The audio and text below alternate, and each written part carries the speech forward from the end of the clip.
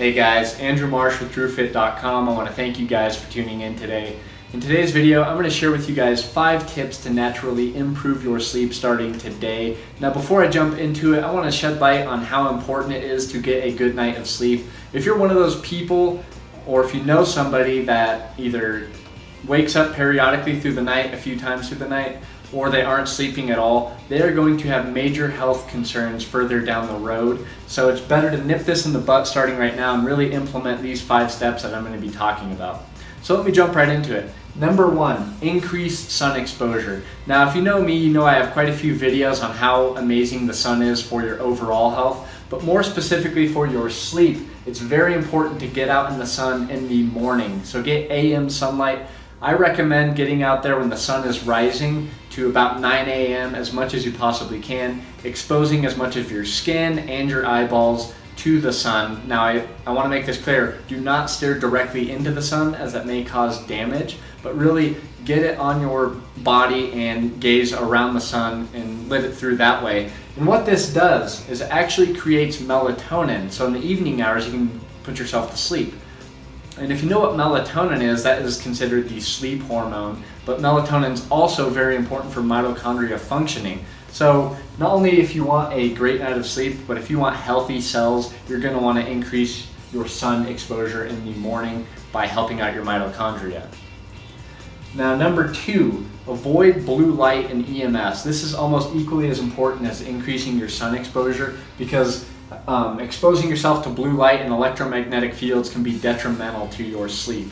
Now when I'm talking about blue light, I'm talking about when you're on your phone, at work on your computer, or if you're on a tablet, if you're at home living under fake light, watching TV, whatever it is. A lot of the lights out there today, LEDs, fluorescents, are very blue light heavy. And you're going to want to avoid these at all costs. And one thing that you're going to want to do all day when you're exposed to blue light is really use blue light blocking glasses. And these can be found on Amazon or all over the internet, and they aren't that expensive. So that's one way to block blue light. And another thing, people when they're watching TV at home, they think they're safe with their blue light blocking glasses on, but they're watching it shirtless. And I got news for you, and they just found this out. You actually have a melanopsin receptor which will absorb blue light in your skin. So you want to cover up your skin as well, especially in the thyroid area, because this has very profound effects on damaging your thyroid and other health concerns I'm not going to get into. So cover up while you're inside at all costs when you're exposed to blue light. As far as EMFs go, electromagnetic fields, these are things like cell phone towers, smart meters on your home, Wi-Fi routers, cell phones, and the list goes on and on. And EMFs essentially are basically radiation like a microwave. So you can picture yourself like a steak in a microwave when it comes to EMFs. And one way you can mitigate this issue when you're going to sleep is purchase grounding sheets. And these can also be found on Amazon. There's a few brands out there. I forget what company I got mine through, but it's amazing what it's done for my sleep. And what a grounding sheet does is it helps your body absorb the free electrons from the earth. And if you know anything about free electrons, that helps increase your redox potential, making you much more resilient, your cells resilient, and improving your sleep as well. Another thing you're going to want to consider is getting blackout curtains, because if you live in a condo or an apartment complex, a lot of these places have lights surrounded and they make their ways through your windows. And like I said, this is blue light toxicity while you're sleeping, and it just lightens up your room. And if you're like me, I can't sleep if the room is light. So blackout curtains are huge. You're going to want to definitely make sure you get that. Another one, unplug and avoid electronics at all costs while they're in your room. Me personally, I have a Wi-Fi router in my room, so I avoid being in my room as much as I can, but in the evening hours when I'm going to sleep, I actually unplug my Wi-Fi router. I plug my phone as far away from me as possible when I sleep. So this is another thing to take into consideration and really look at when you're going to bed. Be like, oh wow, I have my alarm clock right here, my cell phone right here, my Wi-Fi router is right next to my bed. So all of these things could be playing a huge role in not getting a good quality night of sleep. So really something to look into and take care of. Number 3, now this kind of plays into what I was just talking about, but I highly recommend no technology 1 hour before bed. Now if you can do more, that's even better, but 1 hour specifically, just because it helps you wind down in the night. And even if you're on your blue light blocking glasses on, that does help up to the point of when you're sleeping, but I think you're going to notice even better effects if you avoid it at least 1 hour. And that's pretty simple. What I like to do 1 hour before I go to bed is sometimes go take a walk when the sun is setting and the moon's coming out. And if you can, do it barefoot, so again you can be grounded to earth and getting those free electrons that have major benefits for your health.